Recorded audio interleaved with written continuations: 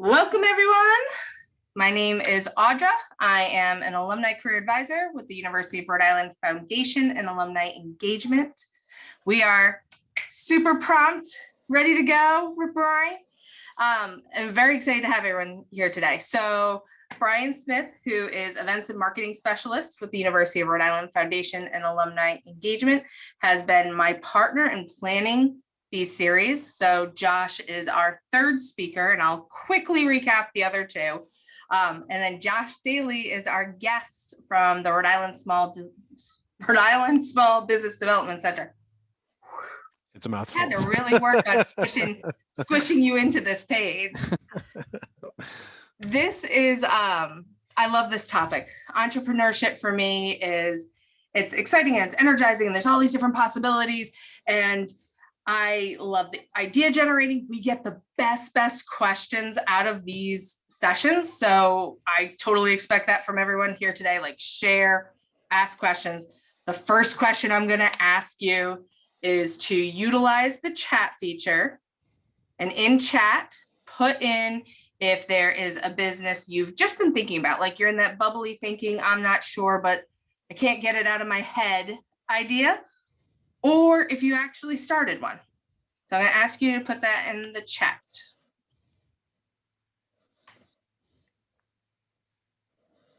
What we're talking about in this series and why I like doing it, there's so many great resources, and this is what Josh is our expert in. He will tell us all about a good amount of them, but there's tons more. But there's so many awesome resources for starting a business. Why I like what we do and what Brian and I have put together is, I think starting a business and even starting this conversation in itself can be intimidating. Like it can be so big, and there's this immediate image of like, do I have to have a brick and mortar, and do I have to cash a 401k, or what does this look like? And what we're talking about is really the spectrum of what it is that works for you. So whether you're talking about, hey, I'm doing this part-time side business, just trying to either test my idea or increase my creativity, or just have some autonomy and do my own thing, whatever it is. Or if you're looking for that, I want that full-time, this is going to be our family business, this is something we're going to pass down. Whatever it is, it's what works for you. I'm going to recap these next two, and then I'm going to go back to the chat and share what you all have been writing in. So just to refresh, our first session in this series was about ideas. So we had Christy and Duran from Painted Karma, which is right outside of URI Kingston. And they were a great example because Christy says we started backwards. Like all these things, we kind of jumped all in. And now we're going back and we're becoming much more formal. And even in that, they had a problem that was, how can we have stuff that we love in our home that fits our style, taste, sizes, everything just right? And then found a solution to their own problem, then wound up testing it just kind of haphazardly. And that grew into more formal testing, and it became its whole business. So they were a terrific example of how can that there's not one way. There's not one way into the business. They found their own way that was right for them. Also in that session, what we started talking about were all the different types of businesses and how you could have something like they have, which is a business where they produce a product, but it could become something else. It could still remain its business, but grow into something that is about it could even be a nonprofit where they're doing some sort of service program within, which was one of the things we talked about one of Duran's passions. It could be something where you test or work on Christie's skills and expand into more of the social media and influencing market. There's so many different opportunities. That was a great conversation.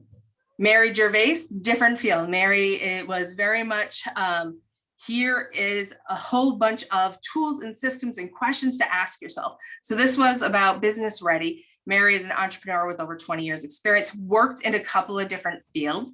So had started her own food business, did an e-commerce. She was actually the director for Center of Women in Enterprise, which is a great place to help people start their business or expand their business.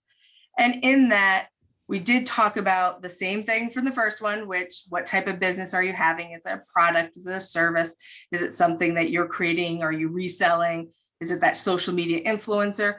Or is it really independent coaching and consulting?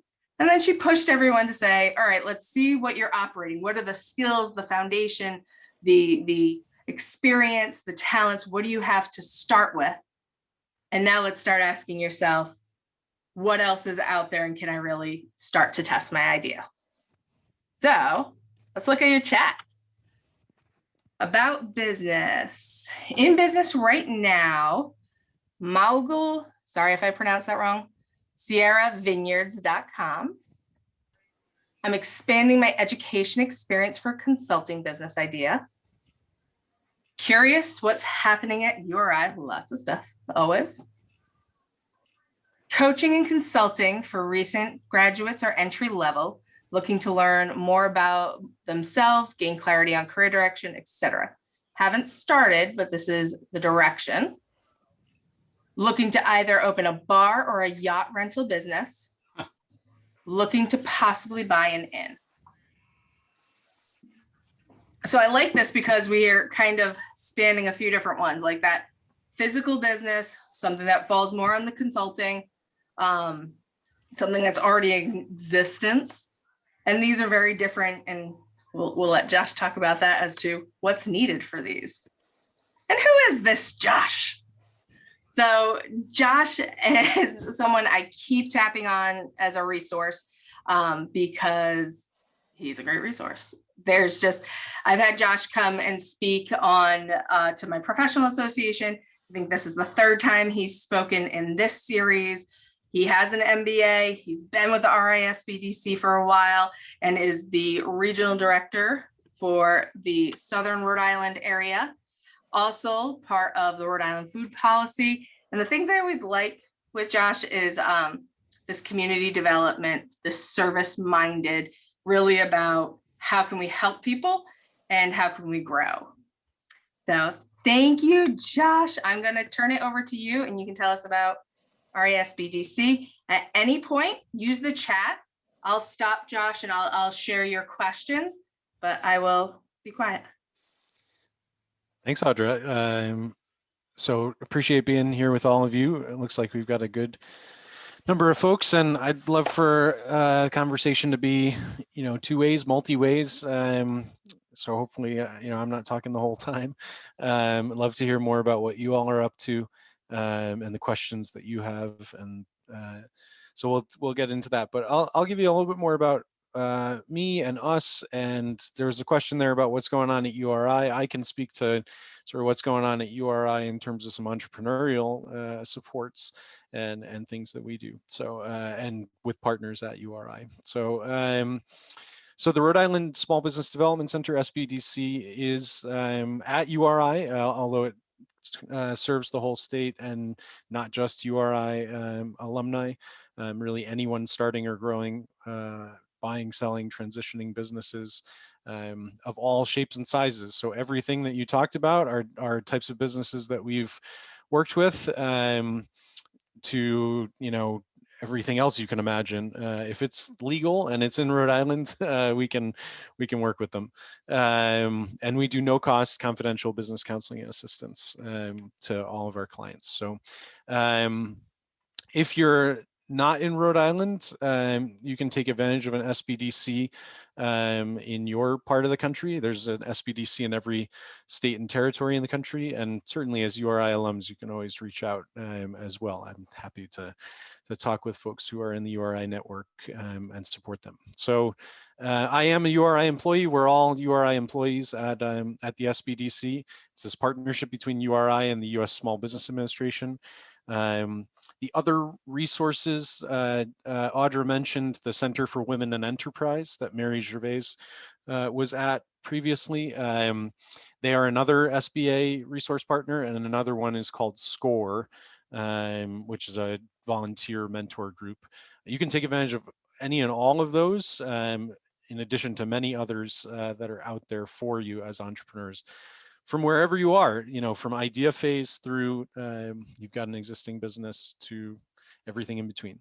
So, and we do everything from helping people sort of be a sounding board for their ideas as they get going and developing their business, to navigating legal and regulatory requirements and getting started up, to creating business plans and financial projections and doing industry and market research and developing documents that you might need for a loan, or building your marketing, whether it's online or sort of old school marketing, international trade, everything you can imagine. So, so that's a little bit about us and kind of the network that we are a part of. Definitely would encourage you all to take those steps in whatever it is that you're trying to do. Connect to either us or a resource in that network, or an SBDC, or their women's business centers like the Center for Women and Enterprise. There are women's business centers in every part of the country as well, and those SCORE folks are in every part of the country as well. So you can take advantage of these resources and help you. Any questions about any of this, or Audrey, you want to say something? Yeah, no, and we have a list, so we'll also share out this presentation, and then I can share the actual document, because we have links to the things that Josh is talking about. And I've been and explored the RISBDC website, so you guys have a ton of things laid out on that, as well as other free workshops and webinars and resources. Yeah, I would definitely take advantage of that. So it's risbdc.org. We'll redirect you to the URI, website that we have. And yeah, there's recorded webinars. There's all sorts of different resources for every imaginable thing. So. And one of the things I liked, I think the first conversation I had with you, Josh, we started talking about customers, and you went down this rabbit hole of here's a resource, and I captured some of them, but just this concept of, okay, I have an idea, but starting to really understand who that potential customer is and how that, is that idea even going to happen? Is it viable? Can you talk to us about customers? Yeah, absolutely. And this actually is a good way to tie into some of the stuff that's been going on at URI. We have a good fortune of working with a number of classes, especially in the business school, some with engineering as well, and some in other disciplines, but especially in the business school. And Nancy Forster Holt, who's a professor in the business school, has really done a lot of amazing work to revamp the entrepreneurship curriculum in the business school. And a lot of what she does, and we've worked together on, and I've, taught in some of her classes and worked with her students, and they've worked with our business clients, and made really great a great partnership there. A lot of it is rooted in that kind of customer discovery, customer development as the beginning stages of what you're trying to do when you're starting a business. If you've heard of the lean startup kind of methodology, a lot of her courses and a lot of what I do with folks is connected to that lean startup, which is, basically it all boils down to understanding your customer. If you don't have a customer, you don't have a business. And that's true in the startup phase, and it's true beyond that too. So there's a whole set of tools in terms of trying to identify pains, desires, demand, understand your market, understand your customer, what's their journey, what's their job, what are they trying to solve for, and how are you making their life better in some, measurable, distinct way. So that always is the place to start from, in my mind, wherever you are in your business, right? Because if you don't have a customer, you don't have a business. So so there's a whole set of tools around that. I mentioned the lean startup. There are books and tools around the lean startup. If you look up YouTube videos, we have things on our website about the lean startup. It really all is about, how do I get to understand who my customer is, what their pains are, what their problems, what their challenges, what their desires are, how I can create and build my business around that, and put something into place where I can learn, from what I do right from the beginning. So I guess that's what I'd say to that point, but I don't know if you have other questions, or if other folks have questions as we're getting into this about us as a resource, or about this customer development customer discovery. Does anyone know who their customer they have in mind already is? And you can, whatever's easiest, unmute yourself or chat. Yeah, it's funny because I was as the initial question was put out there, I was thinking about, well, okay, well, what's a problem that needs to be solved by a subset of individuals who I can think of that, you know, either I've had experience with or that I've experienced myself. And what I've noticed is, you know, having graduated from college just a few years ago and being out in the world and having friends who've done the same, I've noticed a lot of folks are, you know, finding out the reality of what their careers actually are, as opposed to the preconceived notion of that. And now some of them are stuck as a result of going through, you know, X number of years of education and recognizing, well, hey, I invested this amount of money and time into this area, and now I don't know if this is really my fit. What do I do? And so that moment right there, that stuck moment, is what I really want to help folks get out of. I want to help folks get unstuck and help them feel a little more, you know, confident, but also develop the self-awareness of what can be a potential next direction that they can invest, whether it's time, education, money into.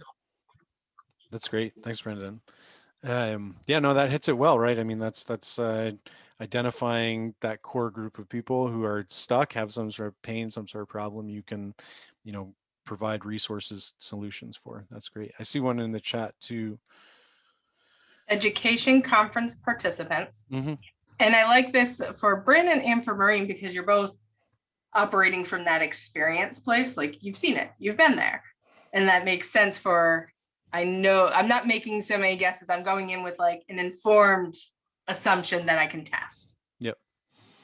Yeah, and absolutely that you can, you know, one of the things, how you define who your customers are, you know, education conference participants, sometimes how you define them is where you find them, where they gather, right? And how can you reach them and find their watering holes, right? Where this is true for, again, existing businesses as much as it is for new businesses. Where do your customers gather? Where do they converse? Where do they share information, right? Because you want to be a fly on the wall where that is. The more you can do that, the more you can, you know, speak their language and speak to it. You know, in a lot of ways, the temptation is to go, you know, directly for the sell, and the harder thing is to lay back a little bit and listen and learn and use that as a means of, you know, helping to define your value proposition and your message and your marketing to align with what the customers are talking about. So now what I have out here is that lean modeling that Josh had spoken to, and Mary spoke to it too. And I think this goes into the intimidation of, oh my gosh, do I have to know everything? Do I have to have a 15 to 50 page business plan? Or can I start testing and getting the big pieces out of my head to start? Josh, can you tell us, do you use this? Is this helpful? Where does this really assist people? Yeah, I do use this approach and this methodology, and then there's a whole bunch of tools around it. There's one tool called the Lean Canvas, and another that's related called the Business Model Canvas. And then there's a whole set of other things. They're really visual tools, and they tend to be kind of one-page, you know, brainstorming type of tools, and then use those as kind of maps and frameworks for what you're doing. So the Lean Canvas, for instance, you know, starts out with, who's that customer group? Can I define them? You know, can I define them in terms of demographic information? Can I define them in terms of geographic information? Can I define them in terms of, in marketing, what they talk about is psychographic information, you know, the sort of buying habits? You know, can I define who that customer is? Can I speak to their pain? Can I speak to their challenges? Can I speak to their next best alternative? You know, it's your competition likely. How are they solving these problems now, right? Can I speak to my value proposition and my solution? What is it that I do that's better than the alternative, you know, and why? Why is it relevant? Why is it different? And what specific benefits do I offer, right? This is just, you know, there's these visual tools for mapping that kind of stuff out. And I think it's a great place to start and a great place to come back to as you do your business planning. I think I'm personally not as much of a fan as like a 50-page written business plan. I don't find it to be it's a good exercise for thinking through everything, right? If you do it, but yeah, I think it's something where, you know, tools like these that I'm talking about, which are free tools, yes, Brandon. So so that you can find, if you just sort of go out there and Google, or I think on our website we have some of this stuff as well. So the lean canvas, the business model canvas. There are a variety of free tools. There's one called the value proposition canvas, which sort of drills down into who's my customer, what are their pains, what gains are they looking for, what jobs are they trying to you know, do, what goals are they trying to accomplish, and how do I match that with what my offering, my value proposition is, what it is that I offer and why it would be valuable to them. So that tool, the value proposition canvas, is connected to that business model canvas, and the takeoff on that is called the lean canvas, and they're all free and available. And there's whole communities around this stuff too. So whether you know, talk to a junkie like me, or whether you talk to you know, anyone else, or, you know, check out various different like YouTube videos that are out there. Steve Blank is a guy who's you know, a real kind of founder of this movement, the lean startup kind of stuff, and he has some stuff online as well that's free videos and things that that you can think of this way. Does anyone look at this and have like, all right, I'm in this, you know, either dream phase or starting phase, and this is the thing I see on the page that just kind of, I'm not even sure where to start. It's intimidating, or I don't like talking about it. Any parts that people feel immediately like have that gut reaction to?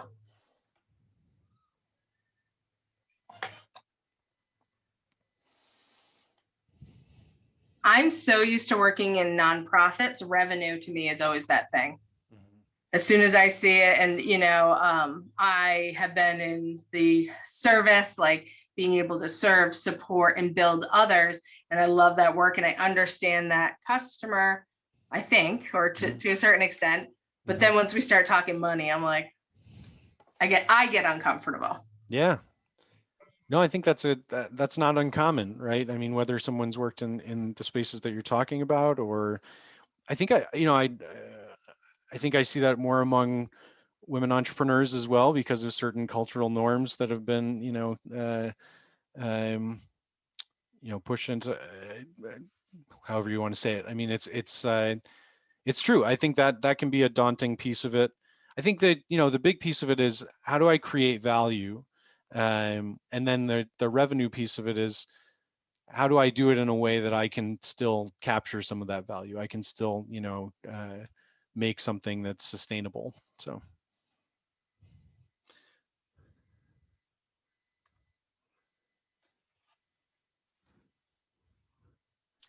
I'm seeing from a couple comments here. So Logan says, seeing loan application preparation kind of relates to allocating initial capital, and that feels pretty intimidating. So I can talk a little more about sort of capital, seeking that, and the intimidating pieces of that. And then Brendan, you said, personally agree, the money part of it, the details like developing packages and pricing, how to retrieve money and invoices, and the taxes that go along with it. Yeah, the money part is definitely can be the trickiest part, right? So and we do have a slide, I think, about finances. Cool. That'll be helpful. Yeah. Do we want to you can keep moving through the slides and get to that when we get there? So this was, you know, this was just an example of one of the free resources and the breakdown that Josh has explained. And here's some finance stuff. Just to jump in here real quick, I'm still seeing on the screen the RI SBDC slide. Too, yeah. Huh. I don't have an answer for that one. Well, I'll sort of speak to the finance side of things a little bit, and then we can hope that it transitions. Yeah. Well, let me. All right. There's the business model canvas. I wasn't trying to mess with you all. No. There's the business model canvas. You questions of what's intimidating, and you're not seeing it. This is what it looks like. So this is the business model canvas. Again, you can find this free versions of this online. You can download it and use it. It's these 9 different elements of your business model. So it's everything from who your customers are over here on the right, to what that value proposition is. Again, so value proposition just meaning, why you instead of the alternative, right? And I usually think of this business model canvas, even though it's 9 different pieces, I think of it as 3 kind of larger buckets. On the right-hand side with the customer facing sort of stuff is about testing the desirability of your business idea or your current business, your offerings. So testing your customers and the customer facing piece of it, right? Then the left-hand side, the key partners, key activities, key resources, and part of your value proposition there on that side is the feasibility of your business idea. So how do I test out how feasible it is do I have the resources? What resources do I need to deliver that value to those customers? What activities do I need to undertake? What partnerships do I need to build to be able to do that? And then how feasible is that? How scalable is that? All those questions. And then the bottom piece, the revenue and cost structure, is your financial model, and that's really about that's about the viability, the financial viability. So desirability, customer focus piece of it on the right-hand side, the feasibility piece of it on the left-hand side, and then the viability piece of it on the bottom.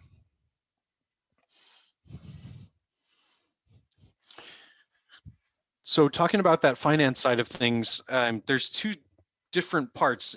Brandon was talking about sort of pricing model and revenue, and that's a really critical piece. And I agree that that's absolutely critical piece to any business, right? There are tons of different ways that I can create value, but if I can't get someone to pay me for it, then I don't have a business as such. I might have other things. I might have a nonprofit organization. I might have a great civic organization. I might have all sorts of different things that are super valuable, super people should do them and create great things in the world. How do you get them to a place where you can, make money off of it? That's sometimes a trickier piece of it. How do you package up your services? Thinking about, some of you talked about, and Brendan talked about, kind of service-oriented businesses. Sometimes I talk about it as, how do you put 4 corners on a service? How do you kind of package it in a way where it's like a product? You productize your service. Here's the package that I offer. Then it's a delicate balance of, what is that value, right? Like what's the journey of the customer, and what would they value the most, and how do you sort of put that together in a way that's attractive, in terms of how it's delivered, when it's delivered. Those are all kinds of important pieces to communicating that value.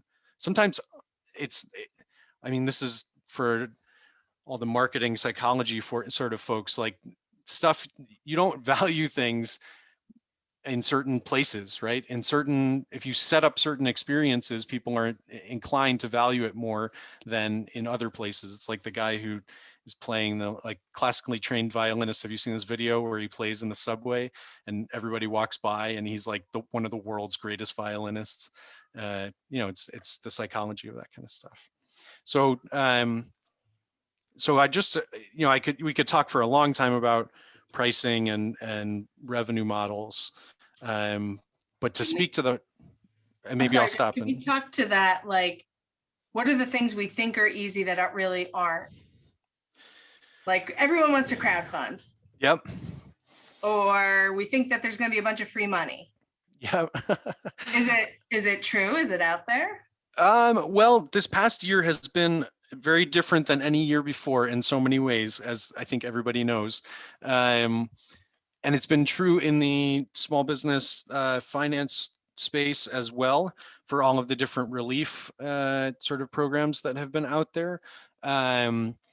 So on that side of things, I used to say it's very, very rare that small businesses, for-profit small businesses, can get grants, right? And it is typically, but there have been more relief programs than ever before for small businesses over this past year, with all the accompanying frustration sometimes of of the application processes for those things. But to your point, crowdfunding is totally a viable option that I've worked with a number of different clients on before. It tends to be more viable when you are a product-oriented business and when you are a consumer-oriented business. So it doesn't work as well in B2B, business to business space, and it doesn't work as well when you don't have kind of the shiny thing to make people excited about. It also tends to work when you build off of the network and support that you already have. So if you already have people who are ready to back you, what we call the friends, family, fools kind of stuff of the first people who back new startups, and then build off of that. And then it's really, crowdfunding it's a marketing project as much as it's a funding project, a financing project. You're undertaking a big sort of marketing project and doing it. It's a lot of work. So it's not as though it's a free lunch by any means. In terms of the grants that are out there, as I said, there aren't a lot. There are some in terms of the relief, although a lot of that stuff is winding down, the infamous kind of Paycheck Protection Program stuff and all of the other programs like that. The ones that exist and are continuing, this innovation voucher from Commerce RI for sort of tech and innovation oriented startups or existing businesses that want to work with URI or any of the other educational institutions in the state or research oriented institutions, medical institutions, whatever else. The state will give a voucher up to $50,000, 50, for research and development related costs in partnering with those. The Small Business Innovation Research Program is the next step up from that. That's a federal program with 13 different agencies that put out larger grants, again, for innovative tech-oriented startups usually. Local banks. So talking about the, being intimidated by the thought of going to a bank, the thought of doing a loan package, I will say the vast majority of startups don't start with loans from banks. The data shows that I think it's about 12% that start with loans from banks. So it's a very small number. Most start with money from personal savings, friends, family, fools, some from crowdfunding, a decent amount from credit cards or other sort of things, unfortunately, sometimes. So that's a lot of where the financing comes from for startups. It's tough to get a loan as a brand new business because you don't have a proven history of making money, right? And so banks tend to be fairly risk averse, and they want to see that you have a cash flow. So we talk about, when we work with businesses, they want to see the 5 C's. So they want to see your credit score, your credit history. They want to see your cash flow from the business, the collateral, the assets that you own that they can put a lien on, and any cash that you can put in along with that would be part of collateral, any cash and equity infusion that you can put in, and then your character, as in your background and your relevant skills and connections and knowledge in running a business, and your conditions, your market, what's the opportunity. A lot of that comes through something like a business plan, whether it's a 50-page thing or whether it's leaner than that. It can be lean. You can use those lean tools and turn them into something that's a business plan oriented thing. I've done that with folks. It can make it less intimidating. So they're looking for those core kind of things. Either, some people need to do credit repair. Some people need to do saving up a little bit more money. Some people need to call on those friends, family, fools, as a means of getting themselves going, or start things that are, less capital intensive and you can kind of bootstrap it. So that's what we tend to see. And we tend to help people, navigate that process, be more confident in that process, and prepare all of the documents that they need, and prepare not just a plan to help you get started in a way that fits with what your needs are and what the availability of capital is. So I'd And say are that there any downsides to fiscal sponsorship? fiscal sponsorship in terms of like, well, for like a nonprofit having a fiscal sponsor, or like for getting, someone, what do you mean by that? Maureen, tell us more. Oh, she's got a, Oh dear. I'm well, some it's sort of like that. Some organizations offer some nonprofits offer fiscal sponsorship, so you don't have to hire a nonprofit. yes. Yeah. So, okay, yes. So this is in the nonprofit space. So if you're starting a nonprofit, No, so you don't have to. So you can. no, I understand. Yeah, yeah, yeah. So Okay, if you're good. starting a new organization, with a kind of nonprofit or orientation, not necessarily, it wouldn't be, so this is before you set up a 501c3 organization, which is something with the IRS to set up a formal nonprofit that's tax exempt. It's a, lengthy process. I'm actually working with 2 different nonprofits right now where I sit on the boards and I'm helping them. Well, I sit on the founding boards and we're setting up nonprofits with the IRS, and it is a lengthy process. So yes, a fiscal sponsorship can be a good arrangement to help you start the organization without having to go through all of that process of setting up a 501c3. You just want to vet the organization that you're working with. Do they do fiscal sponsorship as part of their services? Do they have anyone else that they've done it for who can give sort of recommendations or talk about their experience of working with them? Some of the downsides of fiscal sponsorship, you don't have your own 501c3. So if you work with a fiscal sponsor and they have other fiscally sponsored organizations, sometimes you can't both apply for the same grants in certain circumstances because it's actually the fiscal sponsor that's the organization applying for the grant. So that's one very specific example. The other ones, you still get the benefits of the tax deduction. They often charge a fee for their fiscal sponsorship unless it's sort of a friendly relationship. Right. Well, So, thank you. It is sort of a hybrid thing, and mhm. it's so thank you for the heads up. Yeah, absolutely. We have another great question too. Would buying an existing business count as a startup?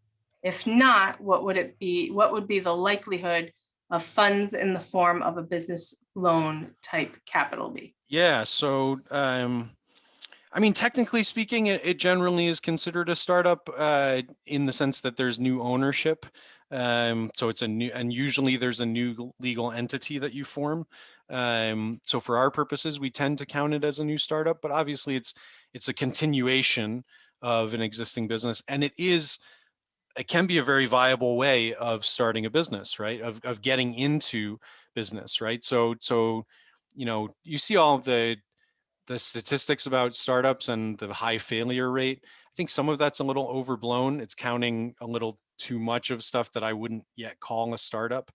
When people are sort of feeling things out, is it a failure to like test something out and then find out it's not really for you? I don't know that that's a failure so much as but buying an existing business is a very viable way to get into business. You can sort of bypass to a certain extent those first rocky years of figuring out your customer base. If it's a good business that has a good steady customer base, good steady revenue, good opportunities to continue that sustainably, then it can be a viable way of doing it. And yes, you can definitely get loans to do that. There are some different elements to buying a business. So when you're buying a business, usually you're buying different assets as part of the business, right? You might be buying the equipment or inventory or whatever else. You might also be buying all that goodwill assets, the actual value of the name, the brand, all the goodwill, the customer book, all of those different things. Some of those assets are physical assets that have a value, and then some of them are the intangible assets And so you have to get sometimes a valuation of the business done, a formal valuation, and a bank will look at that valuation and say, okay, this business is worth this, in this range. And it's like getting an appraisal for a house. Actually, it's very similar to buying a house in that way. You have to get the valuation just like you have to get an appraisal. If it appraises, then the bank can say, okay, we can lend against this and collateralize the value of the business. You still have to bring money to the table. The difference, again, with buying a home and buying a business is that business loans don't tend to have as low down payments as homes do. We've incentivized home ownership to like the place where you pay very little down a lot of times for people, especially first-time home buyers. For businesses, it's not atypical to spend 10 to 30% of the total project costs you have to come up with in cash. So if you're buying a $100,000 business, it's not atypical for a bank to say, we want to see you put in $30,000 as collateral. So you can't touch that 30,000 that stays in a bank account as part of the value of the, the loan is against that. So, but definitely a viable route, definitely something we help people out a lot with. Talk about the investor route. So if you go looking for private investors, there's a lot of different ways that it can go. So you can have this sort of investor who's kind of like that extension of the friends, family, fools world. They're the early stage investors in small businesses that might have some money to play with and aren't formal investors. They aren't angel investors or venture capital investors.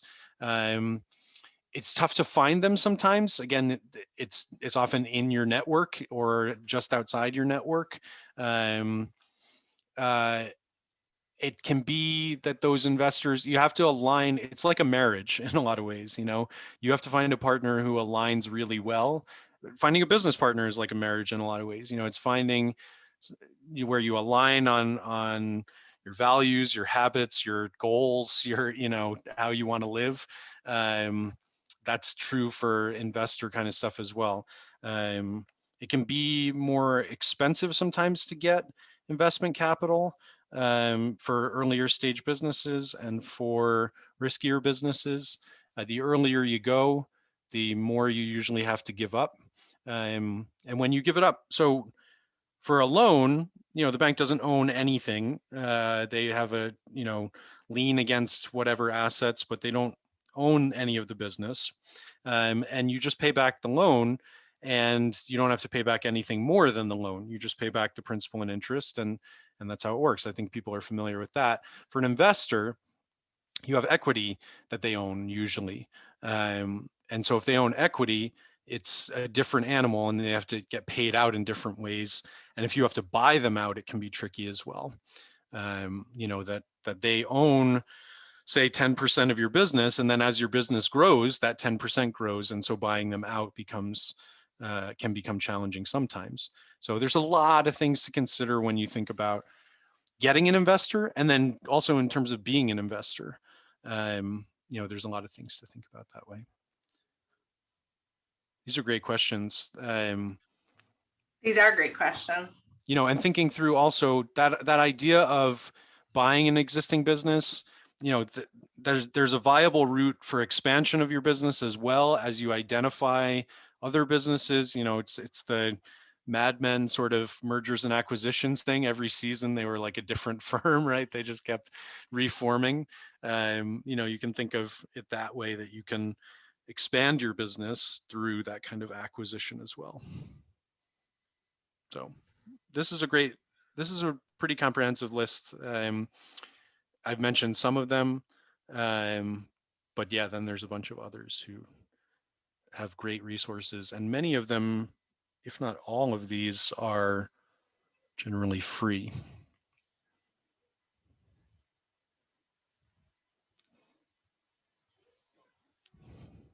And you're going to send out these slides, I think, right? So people don't have to feverishly write down everything that's on here. I think the other thing, finance, I feel like is always such a big piece. And I know when we spoke before, you have the BAIL acronym. Yep, that's right. Yeah. So your banker, your insurance, your attorney, your accountant, and your legal. Yeah, you want those people on your team to help you out for sure. And I like, this is just some general resources. There's tons of different ones, but I think, as people start thinking about, well, gosh, what would the space look like? I actually just got a question for an association I'm part of about the website and what website we use. It's neat when you start thinking about those lower no cost. Like, there are options now for different, like if I want to start a t-shirt business, I could go to Amazon, Merch by Amazon or Teespring and go through a process so that I'm not handling the goods. I'm able to, I don't get as much money, but there's a space I can sell my wares and I don't have the same risk. Yeah. So there's a lot, I think, with the marketing of testing things. This is just kind of a fun list to start. Yeah, I think that's great. I mean, I think it's true.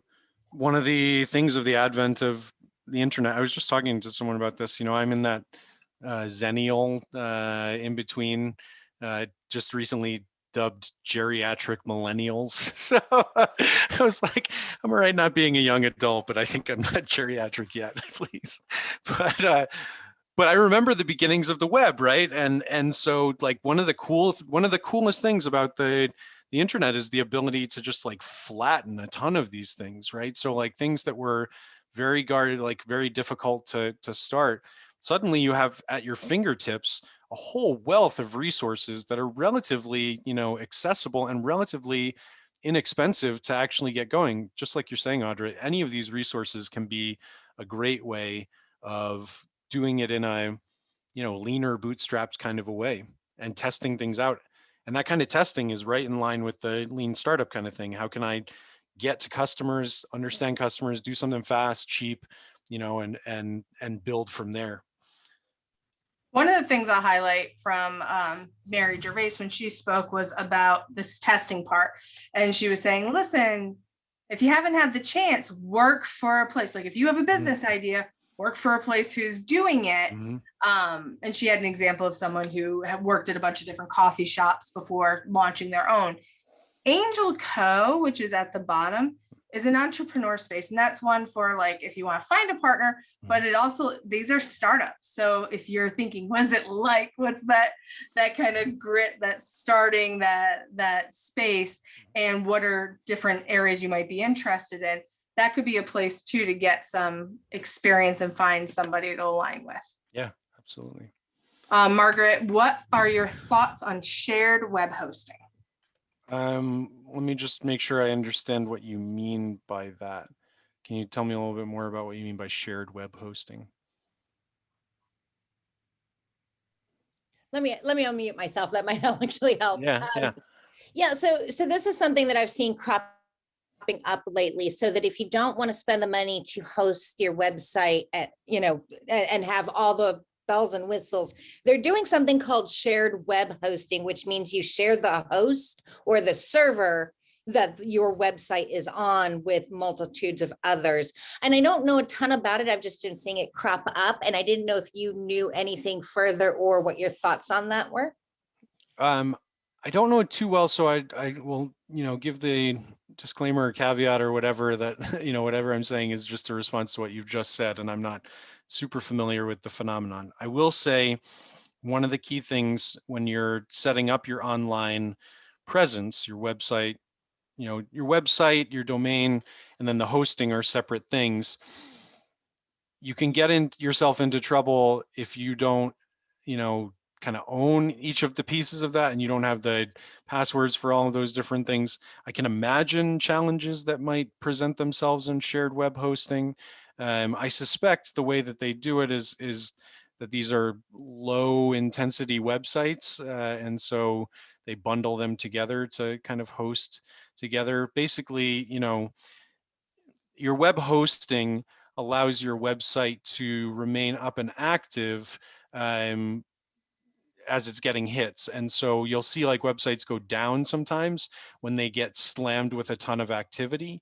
That has to do with their hosting and their bandwidth for how many hits they can handle. So the one thing I would imagine is it probably lowers that, and so there's some possibility of bumping into the other people who are co-hosted with you if you get more hits. That's a little speculative, but yeah, I'm not too familiar with that space. That said, all of these types of things, I think one of the things you want to do if you're going to have a virtual presence, an online presence, which generally you should for most businesses. If you're going to do that, then you're going to want to get your appropriate, social media handles and website domain and all of those other things. You want to sort of grab that real estate as quick as you can, because once you start putting yourself out there, it's not a great business. It's not a I don't know how to say it. It's not unethical necessarily, but there are squatters who basically come and buy up domains and then sell them to you at a premium. They buy them up cheap, and then it says, "Oh, you want this? That's your name." Well, now you have to pay. Instead of paying $10, you have to pay 300, 500, whatever. So it's a whole other business. It is another business. As I said, it's you can debate the ethics of it, but it is a business, and it's it's like real estate. I mean, it's online real estate. It's a speculative kind of thing to do that, but so get your whatever your social media handle, that if you need to be on social media, whatever your domain name is, and then all of your creative stuff. If you create a name and a brand that's really important, and the brand is a really important part of what you're doing, you may want to consider trademarking that name. We have some stuff on our website among our many recorded webinars about trademarks and patents. There's a USPTO, US Patent and Trademark Office series of webinars that we did. So you can check that out as well, if that's a key piece of what you're doing.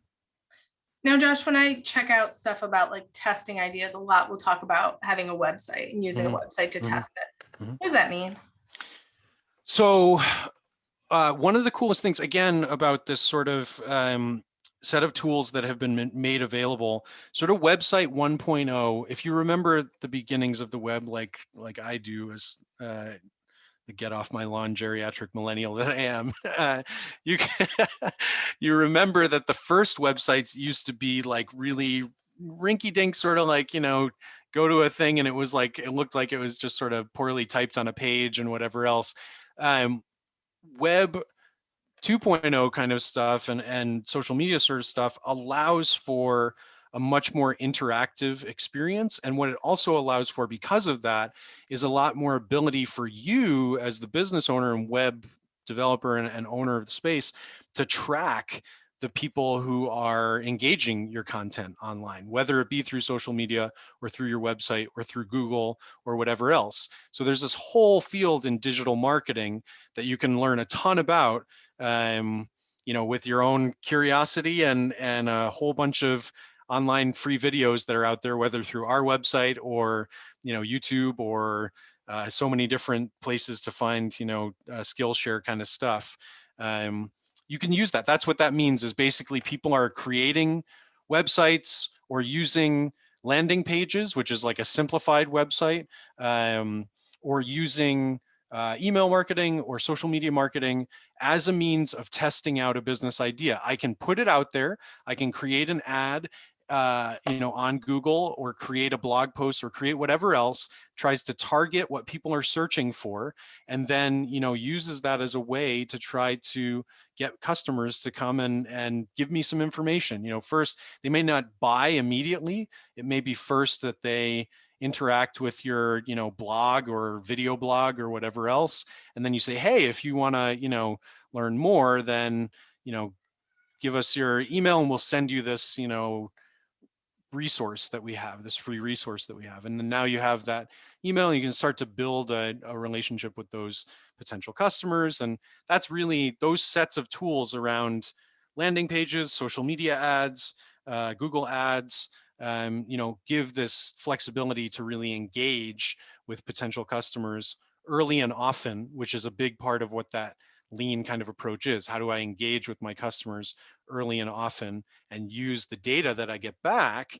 Hey, I put this ad out there, it got this many hits. I put this ad out there, it got fewer hits.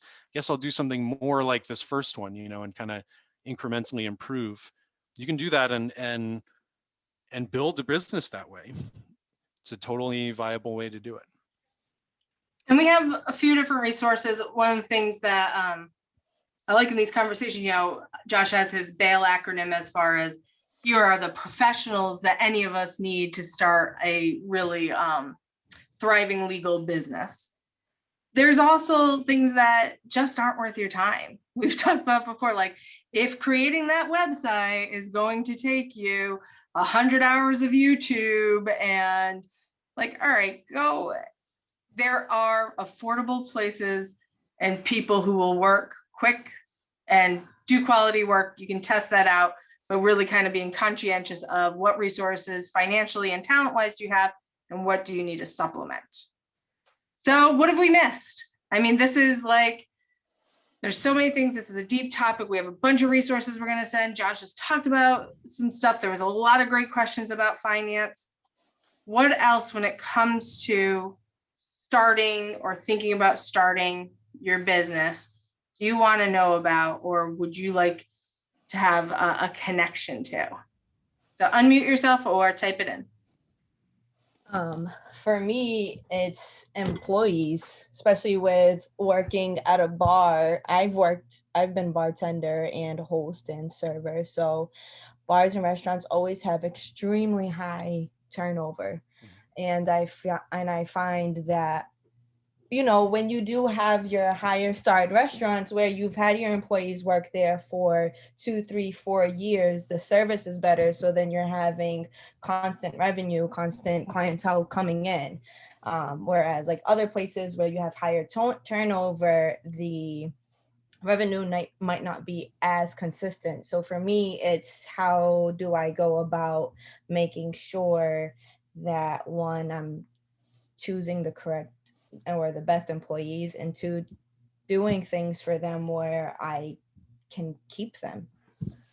That's a really great question. And I wish I could give you a lot more time on that because that's a really deep question. But I would say take advantage of the resources that you've seen throughout this presentation, other resources that are out there.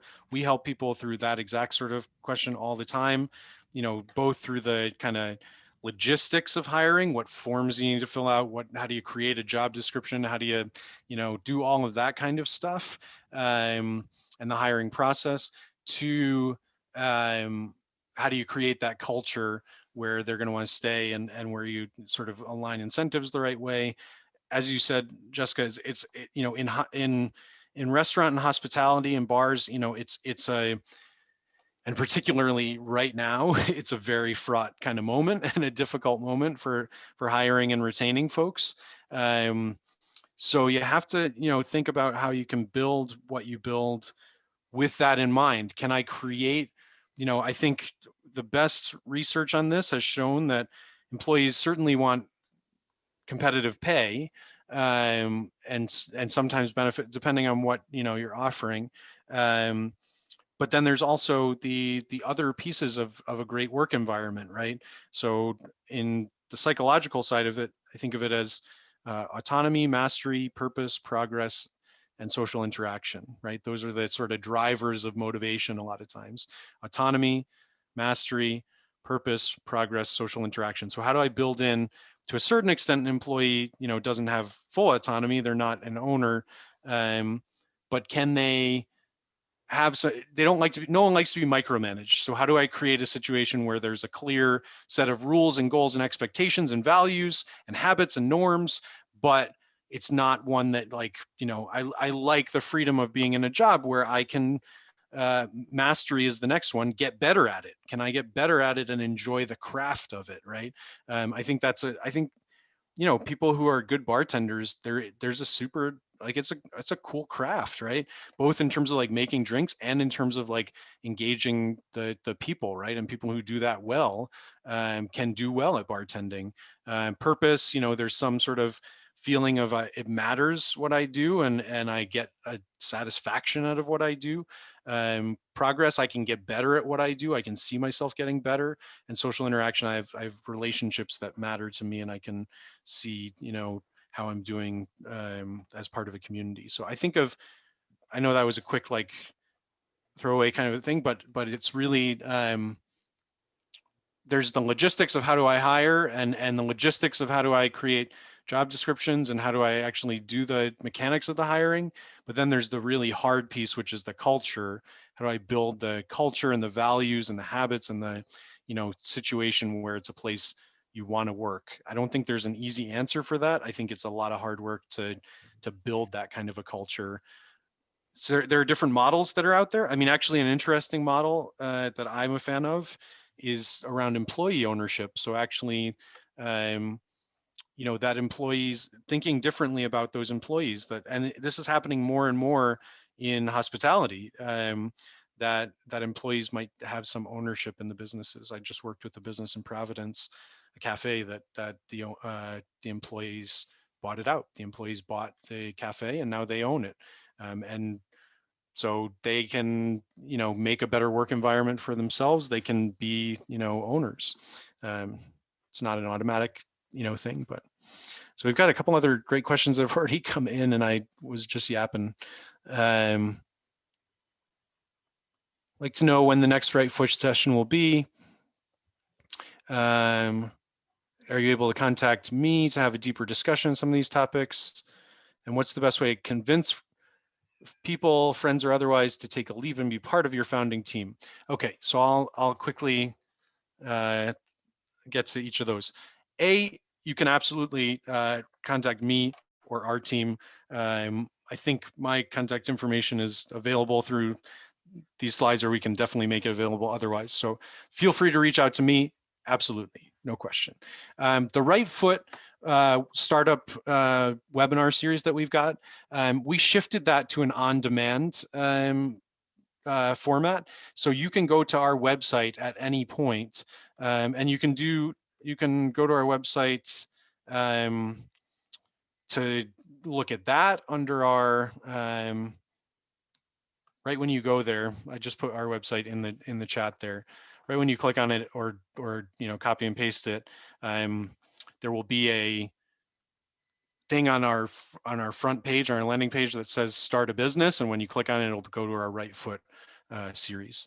You can also sign up for counseling with us. Everything we do is free, confidential, and available for all of you.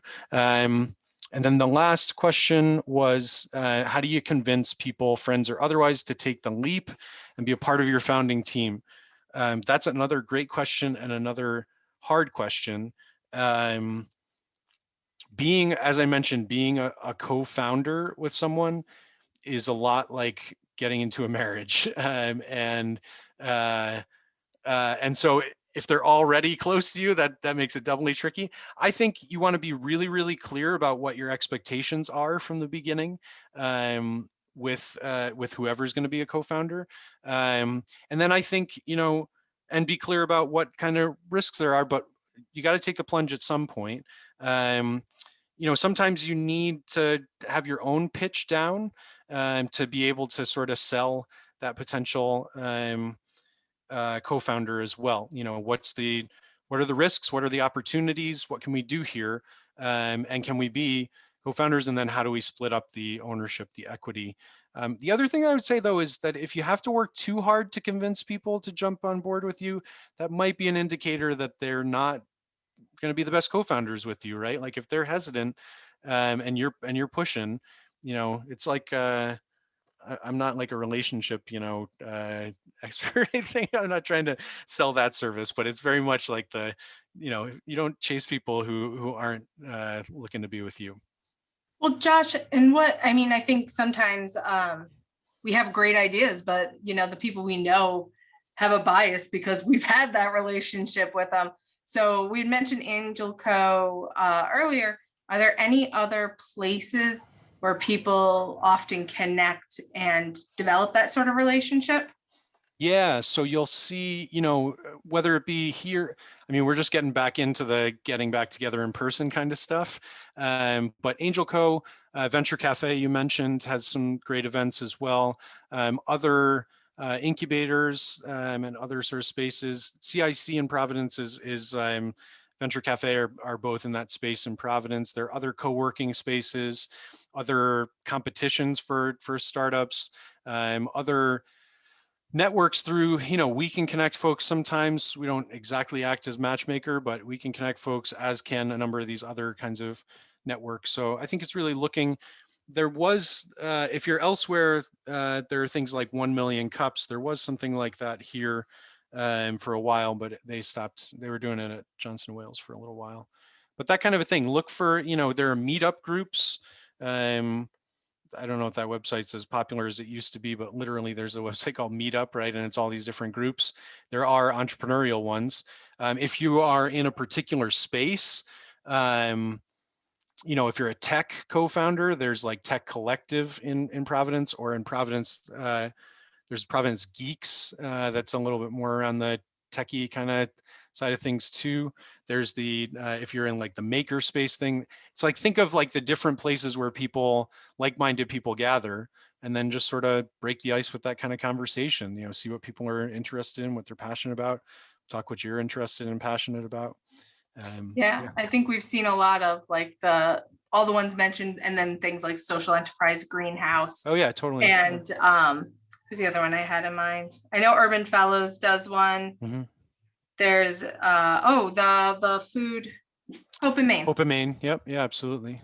So these are great, where they are, I think, open to and happy, but also, once again, you're finding people who have that same energy and are in the same place. For sure. So we're going to end here. Our next, and thank you all, we went a little over. We always do. These just have great questions. The next event is on June 16th, which is going to be about communicating your idea. And so I think this is going to be, this will be really informal. That one's going to be Q&A style from the beginning, and, come into it with your questions. The alum who's leading that is Lanre Jakaye, and he said, bring me the questions, bring me the problems, let's talk it out. So I'm very excited about that one too. That'll be on the 16th at 5:30. Big thank you. I know all of this, I always think of time as being so precious. It's evening, it's dinner time. There's a lot of places you could be. Thank you for taking your time. Thank you so much, Josh, for being our presenter again. And everyone, take care. Have a great night. Thank you all.